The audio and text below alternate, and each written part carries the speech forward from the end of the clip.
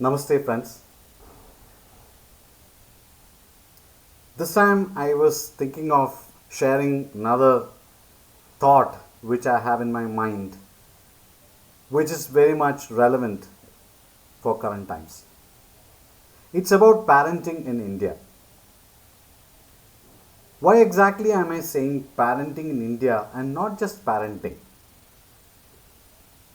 Because what I'm trying to speak about here is a specific aspect which probably is getting missed out in parenting in these days, which was not missed out probably 2 or 3 generations back as a part of parenting in India. And what exactly is that? The aspect which I'm talking about is about what does this country India stand for, and what is Bharatvarsha. We are all really fortunate to be born in this wonderful country, which has got a civilization which is backing its traditions, which goes far probably beyond 5,000 to 6,000 years back. So, many youngsters, as they learn history in the school, probably think that history probably starts once we got independence, or maybe a little few hundred years back when we talk about Mughal invasion and British Empire and all that stuff. But in fact, that's only a very small part of our history. There are a large part of the history which goes far beyond and far older to maybe 4000 BC, and that's entirely missed out.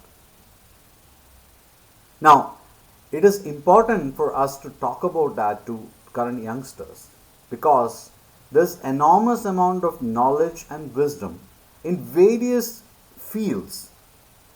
Look at arts, which is music, literature, and even painting and all that aspects. Or look at architecture. Look at science, which is physics, chemistry, mathematics. Look at medicine. Look at general health. Look at food and nutrition. Look at spirituality.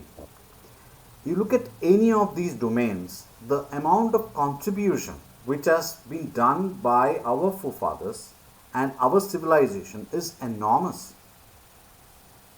But the sad part is, if you look at even my childhood days, my parents and my grandparents used to tell me stories about Krishna, right, about Mahabharata, about Bhagavad Gita, right, and also aspects of the great contributions India has done in mathematics, in terms of we invented decimal system, the great things in terms of metallurgy, Ayurveda, yoga. But if you look at today's generation, and the blame to a large extent goes to us as parents, how much time are we investing in making our next generation understand the great contributions and the great amount of wisdom and knowledge this country possesses? Sadly, our children will never get that information from internet. Neither they will get from social media. Two things which they are spending a lot of time these days. Neither they are going to get from TV channels, or if you look at the textbooks which they learn in school, even there a large portion of this is not covered. Now, why is it important that they know that? The reason why I feel it is important that they know that is because that is part of their identity.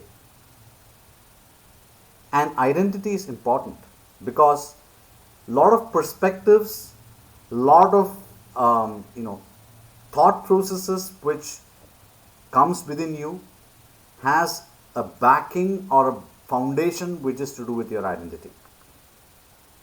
So it is important for our children to be aware of the great traditions, knowledge, wisdom, all that this country represents. Now, how can that happen? Of course, that is some amount of parallel education which should happen from us as parents, which my parents did to me, my grandparents did to me, which we will have to do to our children. And the other aspect we should think is we are associating modernization or modern times to Western culture, Western way of living. But is that really right? And is everything double quotes modern good? And I tend to disagree there. I feel that a lot of things which we associate to modern living is not necessarily good. It's not necessarily good for our health, for mankind at large, not good for the ecology, and a lot of things. And many of those supposed to be great modern things are related to materialistic possessions and for short-term happiness. So I feel that it is a moral obligation that we as parents have to understand some of the great knowledge systems that is in place within our country and try to give at least a feeler to our next generation on what that is. Giving them exposure to our culture, giving them exposure to architecture, giving them exposure to arts, which is deep Indian arts, classical arts, giving them exposure to the science and lot of things which they learn in the textbook, which they tell is invented by others, may necessarily not be invented by so-called Westerners. Right? There are several examples for that, and I don't want to sit and list it. So you need to make them aware that we definitely have a wonderful scientific aptitude. We have a great aptitude for arts, music. We have a great aptitude for spirituality. We have great aptitude for mathematics, astronomy, a lot of these aspects. So I think this is one point which I wanted to discuss and bring out my thoughts within me. I know these are all very high level thoughts, but it's something which I feel all of us as parents in India needs to ponder about and see what we can do about it. Namaste. Thank you.